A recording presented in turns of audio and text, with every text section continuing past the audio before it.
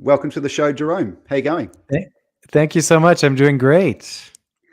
Joining us all the way from New Mexico in the States. Tell us Yes. about that. Yeah. So I'm one of those people who made a change during the pandemic, and I think everyone had their lives turned upside down at different kinds of levels. But I don't think it didn't affect anybody. There's no one that can say it didn't affect me. But I'm definitely one of those people that it affected in the sense that I was living in New York, had lived in New York for almost 20 years. I had one of my children was born during the pandemic in April of 2020. So right Me too. after that, yeah, there you go. Right Mm. after that first lockdown in New York, I think the lockdown started on March 11 or 13 for us, and then on April 22nd she was born. So it was Yeah. pretty suddenly, and of course I wasn't working from an office anymore, and so we were suddenly in this Brooklyn apartment with my 6-year-old, at the time 4-year-old, and this newborn. So it became a little oppressive in there and a little Yeah. claustrophobic.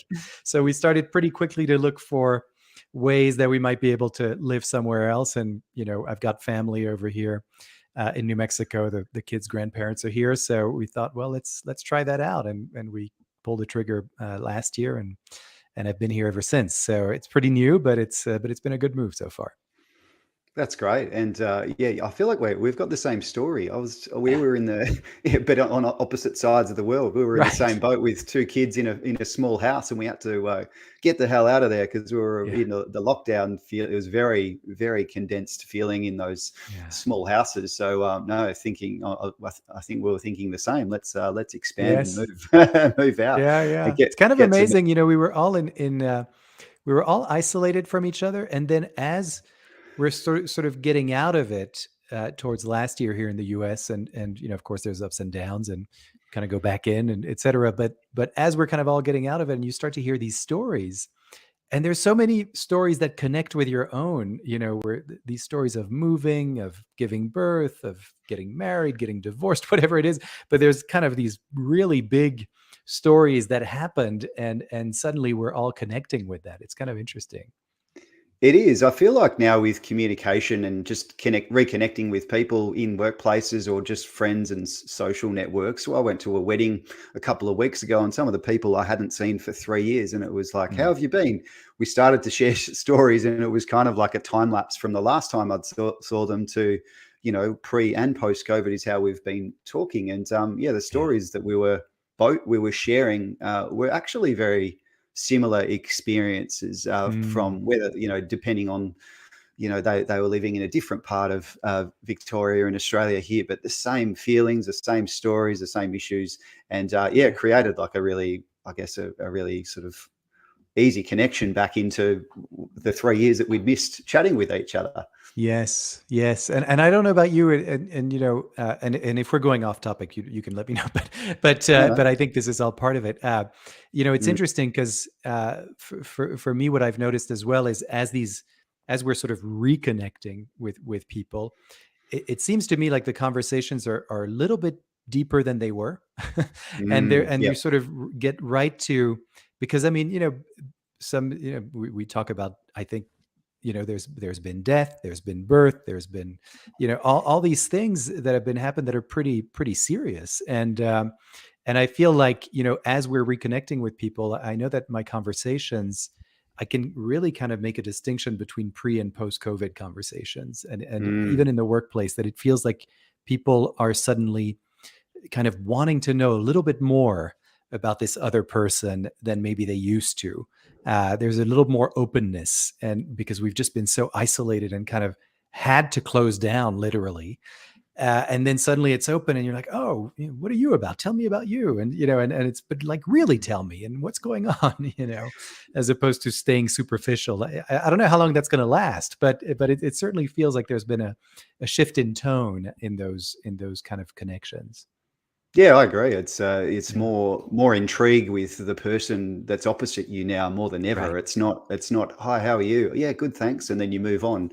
There's a lot Yeah. more, yeah, depth to the conversation, and it probably whilst we've started this discussion, we're actually talking about storytelling straight from the Right. get-go, aren't we? By talking about how we've connected with other social networks of late, but really in a workplace setting, Jerome, like we've been talking on this podcast for 2 years, and I actually started this during COVID as a way to keep storytelling going around mental health specifically, and also the workplace, because the workplace it was a weird thing, and it's a changing environment, and always will continue to change. And I guess with today, we'll talk about how storytelling can create more connected or happier employees and more engaged employees.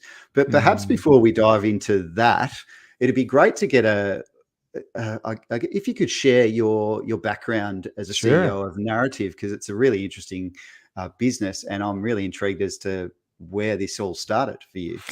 Yeah, well, it's interesting that you mentioned, that on this particular show, even the name of it, Well Workplaces, and your interest in mental health and all of that, and how to create that sort of connected workplace. It's interesting because the origins of the company Narativ that I lead really date back. It actually precedes me. So, when I was graduating from high school, there was one of the founders of Narativ was actually in New York City, and he was pursuing a PhD in social work. And as part of that PhD, he was placed in a program that was a community center, essentially, and Okay. people would gather, but it was specifically for people who were suffering from HIV and AIDS at a Right. time, this was in the mid 1990s, at a time when the treatments that exist today didn't exist at the time. And so people were dying, and it was an epidemic, and it was a public health crisis with a lot of mystery around it, and numbers going up every day. And, that's what you would sort of see in the news all the time. Not unlike how COVID started, this kind of mysterious virus that everybody's getting, and the numbers are going up, up, and up, and we don't seem to be able to do anything about it. And so his job was literally to try to comfort people through their dying days, because many of them had a diagnosis of AIDS.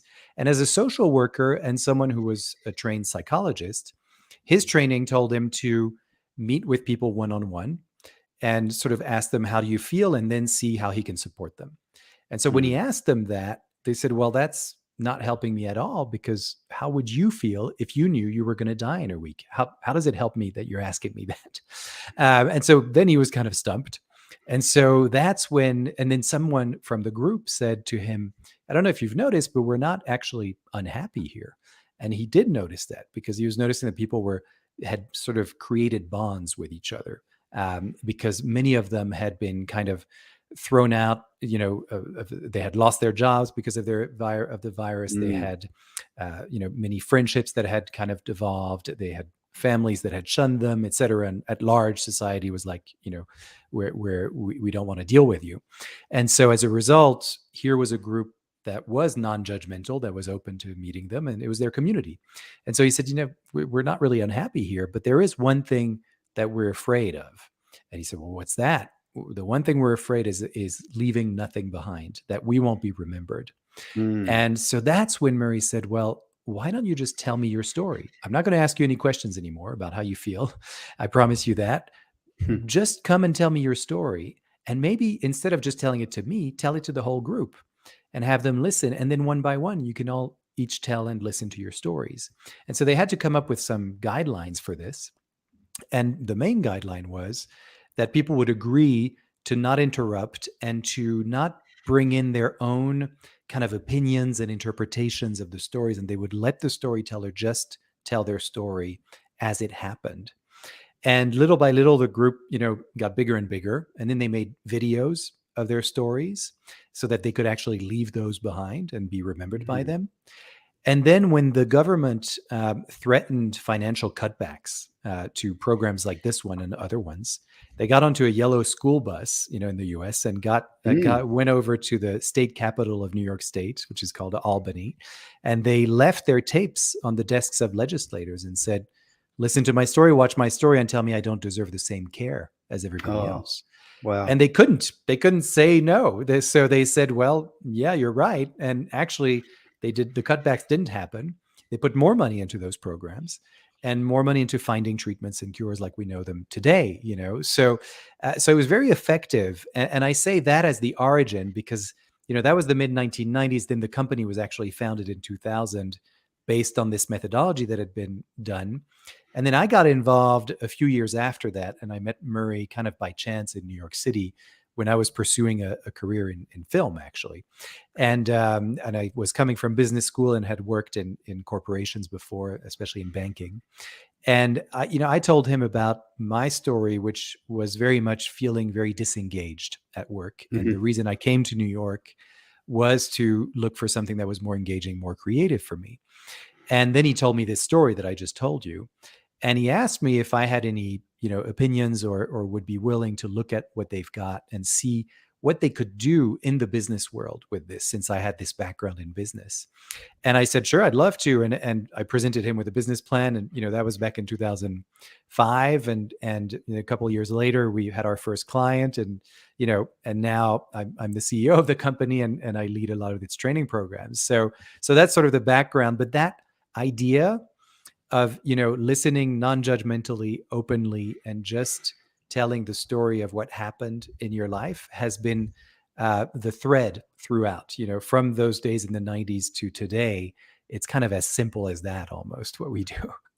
Yeah, wow. Yeah, it's a really interesting origin story, and it just makes Mm, so much sense as to why letting someone tell their story without interruption, no judgment as well, and yeah. recording it or boxing it up for and leaving that as a legacy, perhaps is just such a great idea. And then in a workplace setting as well, just your story as well of being or not feeling overly highly engaged, let's say. There's obviously there's a lot of that going on in the world, or there has, especially. And I think organizations now, and they're really wrestling with the idea of how do we work well in a hybrid environment, especially in the knowledge worker space, the professional sort of space. How do you keep that connection, that engagement, great communication from leadership, but also it's not only with storytelling. It's not only the leader talking and telling a great yarn. It's also the empowering the employees to share their stories. Is that how you see it as well? Yeah, I think there's a bit of kind of a misconception sometimes about storytelling, and which is that it's the powerful, charismatic orator Mm, that comes onto the stage, kind of TED Talk style, or even great comedian, and you give your presentation, then there's a standing ovation, and then you leave.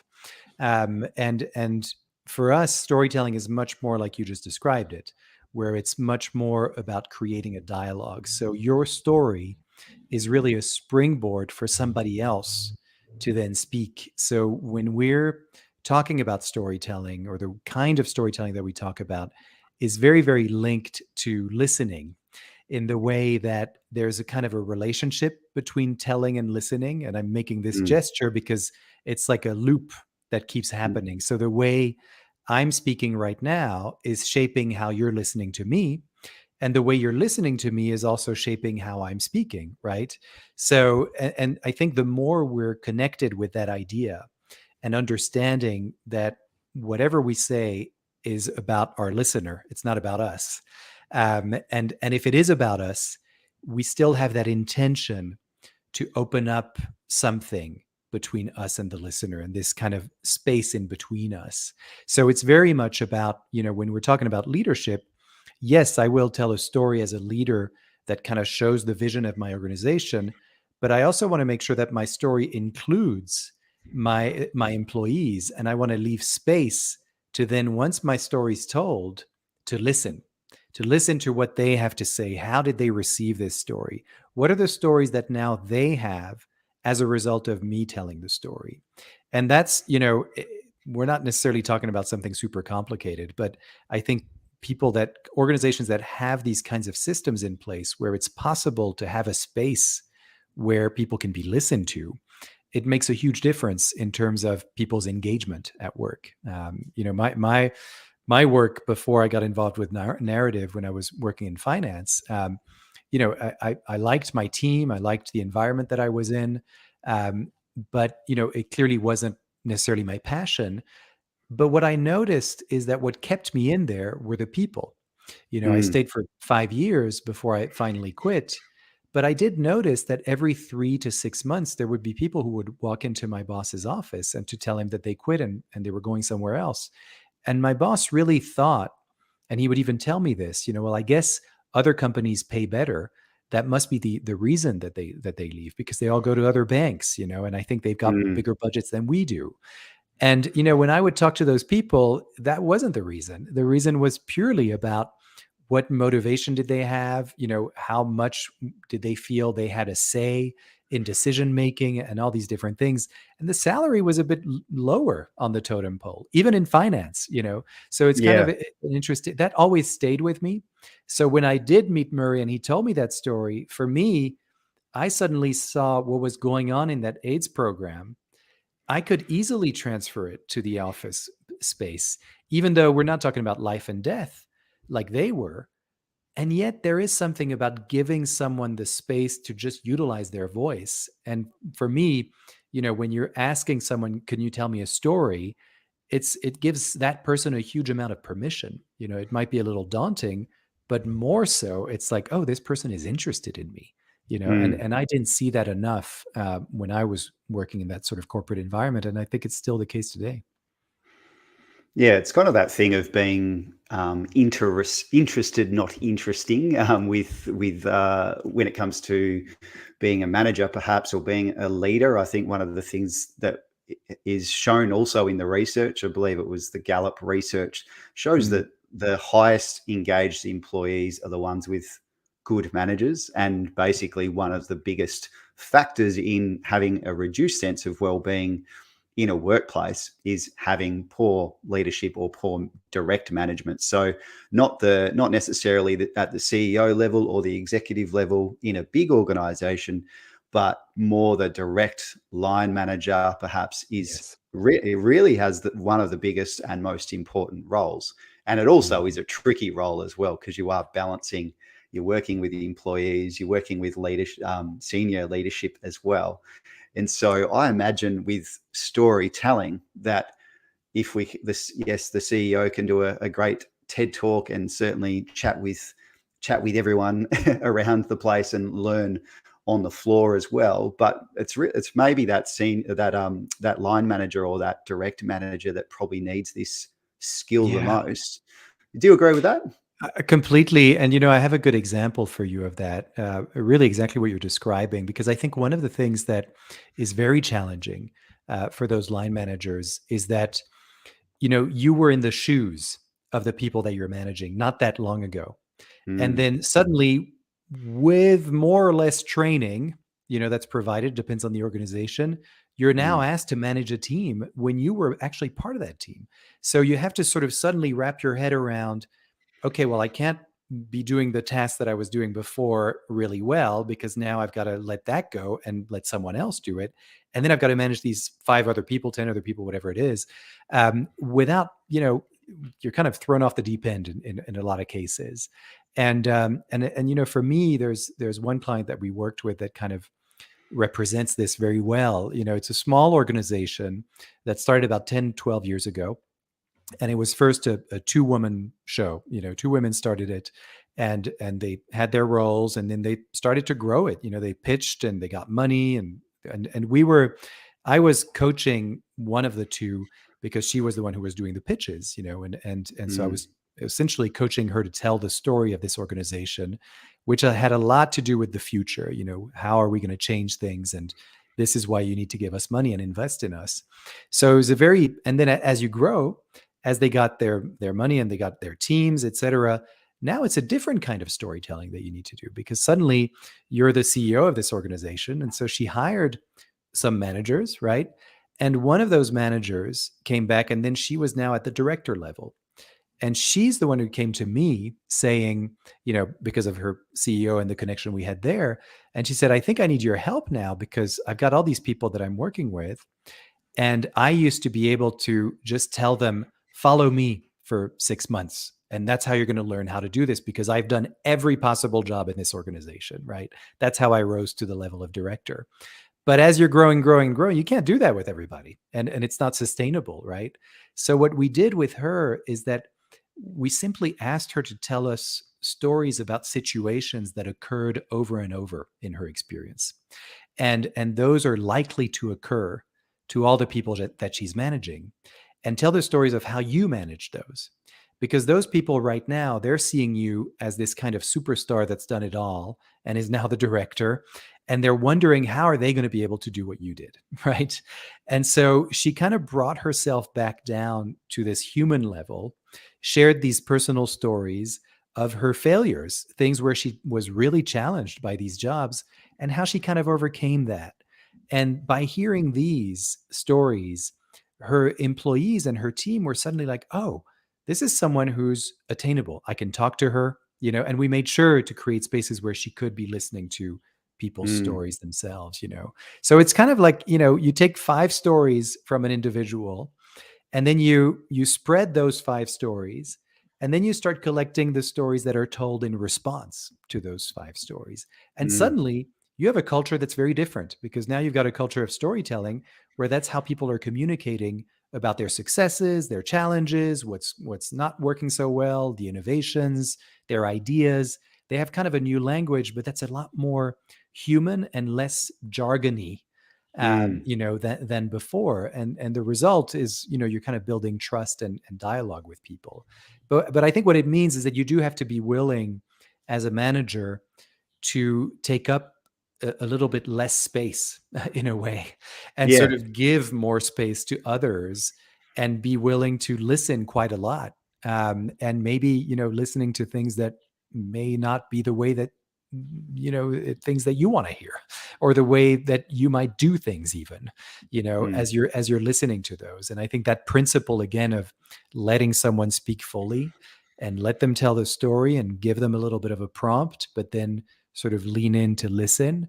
That's still very much valid, because that's what you're looking for. Is in mm, stories contain information at the end of the day. So if you're listening carefully to someone's story, you're able to connect the dots, and you're able to say, oh, maybe that person isn't quite right for this role, but there's another role over here where it seems like, what they're telling me about seems to match a lot better. It's those kinds of things that you can sort of glean from stories as well. yeah, absolutely. There's massive power in, I guess, just that little bit of a pause to let someone go that little bit, Yeah. 5% more within their story or with their talking. And that's something that I've had to learn. I think I won't say the hard way, but I've learned over my journey as well. And I think speaking it through experience in our business at Pinnacle Health Group, we run corporate wellness centers and do wellness programs for companies in Australia. And one of the things we've always seen, and it's always a challenge, is that high performer who's great technically, and then they get put into a more of a management or a direct manager role. The challenge for them always is you can't just tell people, I used to do this and I did it well. Yeah. It's actually sharing the war stories of, this is really hard, this is what I experienced, and I messed it up a few times, and this is how I thought about it, and then getting the other team members to troubleshoot with them. Yeah, like you said, it creates a very organic and relatable environment, so that everyone feels a bit more connected. But the challenge often for that direct manager is speaking less, because they actually got to that position by being the gun in the team, or Right. the A player that could talk underwater and really do well technically. Yeah. Um, Jerome, I'm wondering, with storytelling, and you've given some great examples here. Just especially that last one was gold. I think with the art of storytelling, I'm wondering, do you have a framework that you Mm. speak of when I mean, storytelling could be applied into sales, onboarding, through employers promoting outwardly, for example. There's lots of applications of this in a workplace, and certainly sales or story selling, as I've heard, comes to mind. What is there an overarching framework that you talk about? You've mentioned listening and giving it space, that kind of thing. Is there something you have in Yeah, mind for there? sure. There's definitely it's a stepwise process that we take people through. So that's our framework essentially. And I've alluded to this, and as you just mentioned now, listening is a big part of it, and that's where we always start. And once we sort of create an environment in which it's possible to tell stories, then something emerges, right? And that all comes from how are you listening to others, how are you listening to yourself, and what and the one of part of our framework is to, in that piece of listening, to identify obstacles that occur. Obstacles meaning things that get in the way of your ability to listen to somebody else or to listen to yourself. And this is when we go back to that example of the origin story. Mm, Judgments are a huge obstacle, criticisms are a huge obstacle, and we are our number one critic, right? The inner voice that keeps telling you mm. your whatever it tells you, but Yeah. it sort of shuts people down. And so there's that, and then there's also how you view others that can be obstacles. You see someone, and in a split second you have a judgment about them, which is completely human. It's what we do all the time.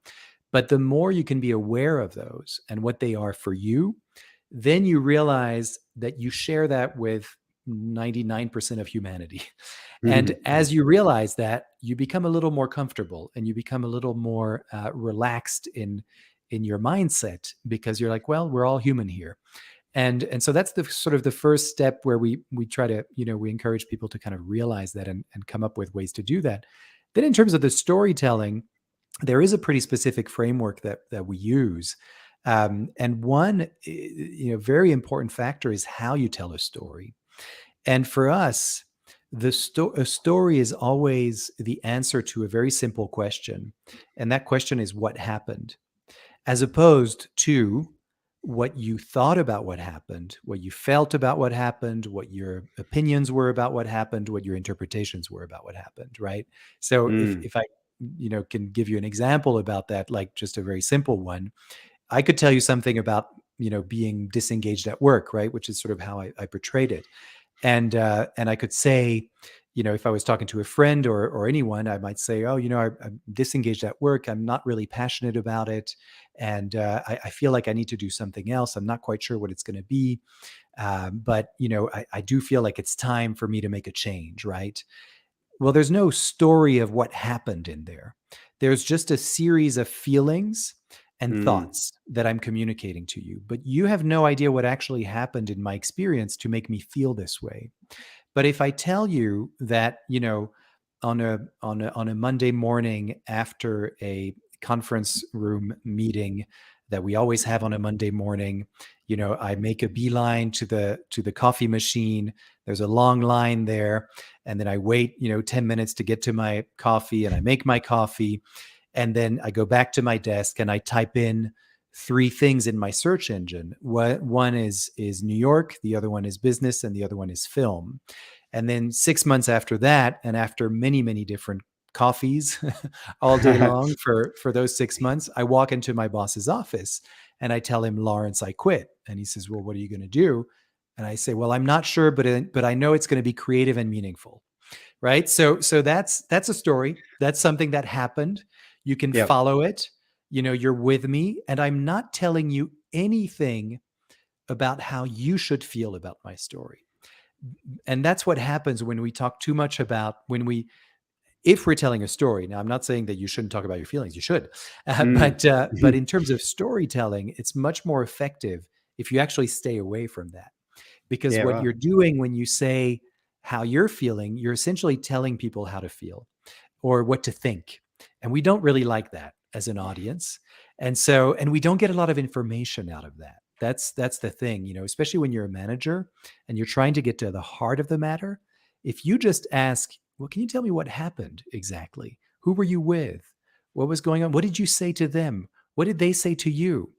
That brings out a story that's really rich and unique, Mm, and where you can get the specific circumstances of someone. If I just tell you that I'm disengaged, it gives you some information and you can agree or not, but you don't really know what to do with that, right? But if I tell you all these things about, I'm actually actively looking for something else by typing in those 3 words in my Yeah. search engine, and then I walk into my boss's office and I tell him I quit, I'm like, oh, okay. You can make up whatever you want from that. Mm, And it's much more satisfying. So that's, there's other steps to it, but that's really key. And that's kind of the main discipline of it. That we see, where people sort of, it's challenging because you have to sort of recognize when you're in what we call interpretation land, and yeah. and really kind of go back to what really happened, but then Mm, once you get the hang of it, it becomes something, it's almost like an editing tool, because you can notice if you're going on too much about certain opinions or interpretations, to then, well, hang on, maybe now's a good time, now that I've given my insights and my opinions and interpretations on what we should do, or recommendations, maybe I can tell a story about something that happened that's very concrete, that'll illustrate this and that'll kind of bring the point home. mm.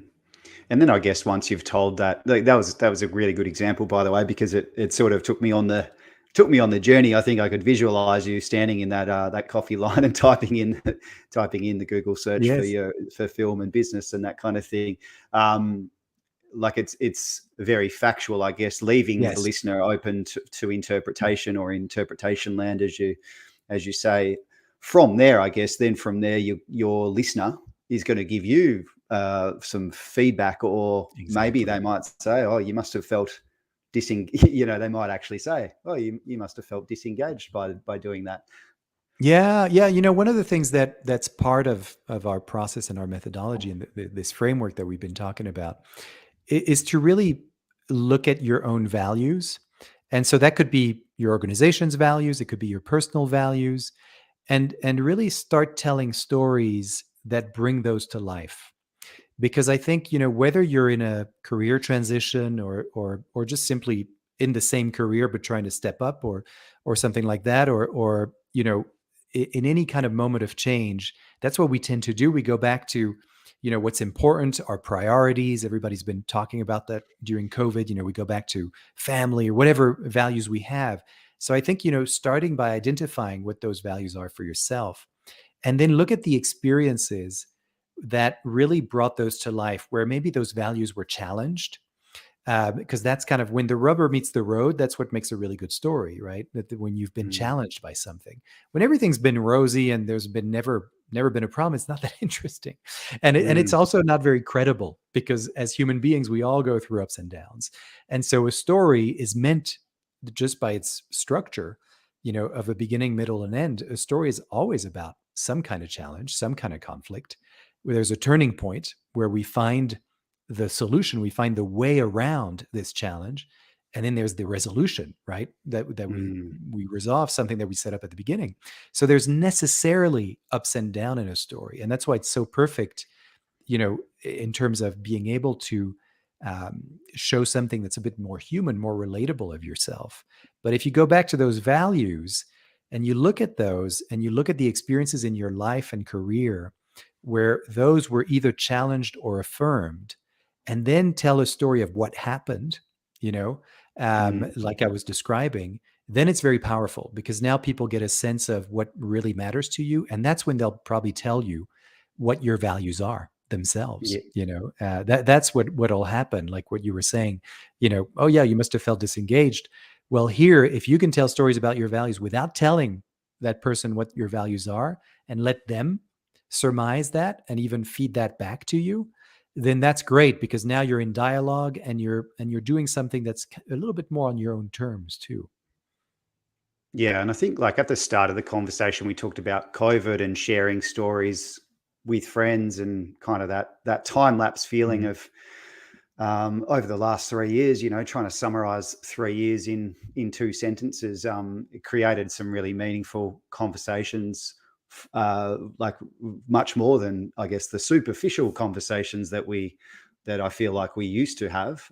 Yeah. I also saw that in workplaces, though, as well, where managers were picking up phones and calling staff that were working from home, and they would particularly focus on those employees that were working at home by themselves or home alone, Mhm. and they were quite a high risk category from a mental health perspective in that remote working environment.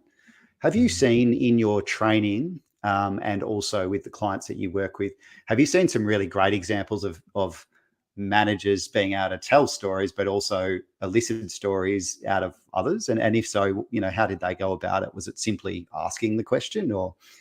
Yeah, no, I absolutely no, I've definitely seen that. And there are some people who just have that in themselves, and they're very altruistic, and that's what they want to make sure other people are okay, and that's Mm, kind of who you're describing.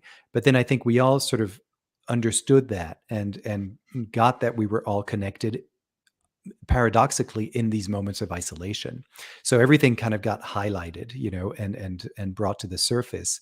But there's one example that was actually pre-COVID that will always stay with me. We did actually some work with a healthcare company here in the U.S. and with they've got offices all over the world.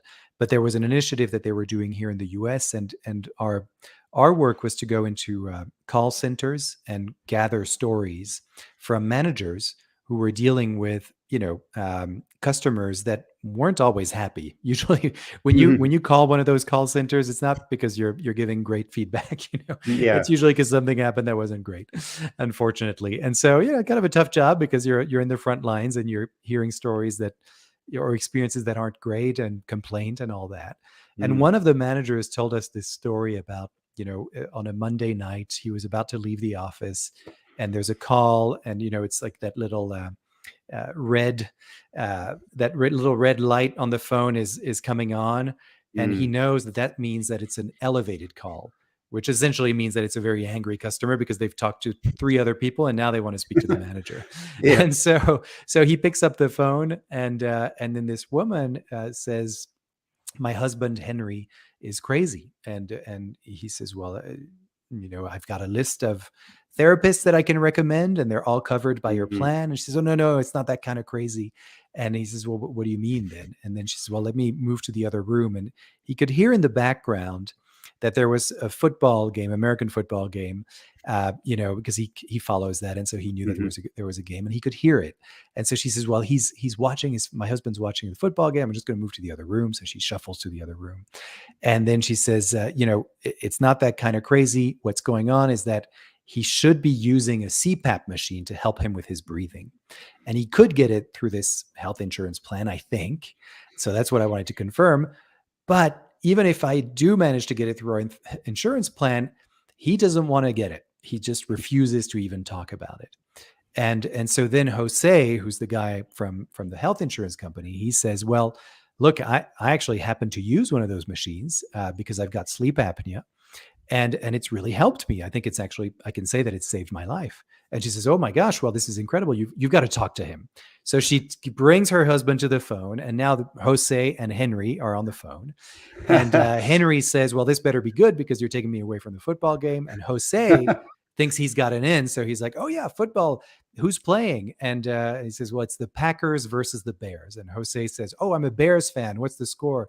And the guy, Henry, says, well, that's not good because I'm a Packers fan. So they're off to a bad start. But Yeah. then Jose kind of falls back on his feet and says, well, Reggie White, Football Hall of Famer, died in his 50s because of respiratory issues.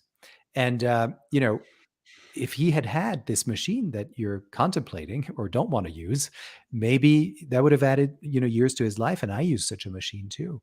Now, there's one thing that Henry at this point had not revealed to Jose, but his wife had.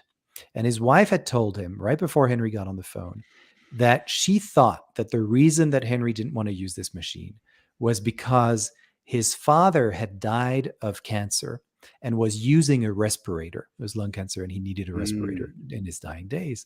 And so she thought that that's the association that Henry was making, that if he used any kind of machine, even if it wasn't for cancer, that mm, it meant that that was just one foot closer to the grave. And so knowing this, he told that story. And then, they talked for a little while longer. And then finally, Henry says, well, you've convinced me. And then Jose says, as well, it's not going to cost you a penny. It's all covered. So he says, okay, great. I'm going to do it, but I'll do it on one condition. And then he says, okay, well, what's that? I'll do anything. And Henry tells him, well, you have to say, go, pack, go. I know you're a Bears fan, but that's what you're going to have to say. And so he took a beat and a breath, and finally Jose said, okay, I'll do it. Go, pack, go. And That you is know, awesome. I tell that story because what was then told to us by Jose afterwards is that he told us, I really feel like I saved a life that day. That by telling him that story, and sort of I moved the needle. And then that story was used by this health insurance company to sort of engage others around storytelling and ask more call centers managers to tell their stories. But that particular manager, Jose, that's a story that he then could use for his own team. And they could sort of see what his values were, number one, and how he sort of followed the values of the organization, number two. And number three, that, this is something at the end of the day, that this is about people. And it's about your interactions with people and digging into your own experiences to make a connection, as opposed to following a script, right? And just to say, well, I'd better follow up this script because otherwise my manager, Jose, is not going to be happy, or I'm Mm. not going to get to the same level as him. He was showing them, no, you can go off script. You can go Mm. into your experiences. The most important thing for you to do is to make a connection with people. And so it opened a lot of things up, just that one I love. experience. Yeah, that's such a good story. I love that idea of, or that concept of going off script. The reason I like it so much is because I think if you go, 5 years ago, management or leadership in that line manager kind of mode, it kind of was a little bit like, if this happens, then you do this. If someone's Yes. Yes. underperforming, do a performance management meeting with them. I feel like COVID changed that and went, all right, Mm. well, there's so many factors here that might influence engagement or interest, or if someone's working at home in a poor relationship, maybe in a not so great home environment, you're really like, there's so many factors there. So for managers to go off script now, it's almost like that emotional intelligence part of becoming a leader is pretty much number one on the priority list. And so Yeah.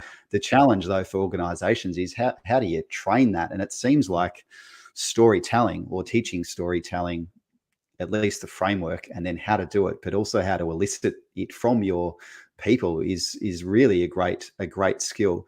Jerome, I've got one last question for you Mm. here, and I think, in a hybrid world that we're operating in, I'm sure it's the same in the US. People can work from home pretty much most of the time. There's also a bigger increase in remote workplaces as well, or offshoring as well, which is a whole nother topic, where Right. people are getting work done, overseas for bigger companies in other developed sort of worlds, I guess. Mm. I'm wondering, like, in that hybrid world, how do you bring storytelling into that environment? Because if you can do it, no doubt that results in greater connection.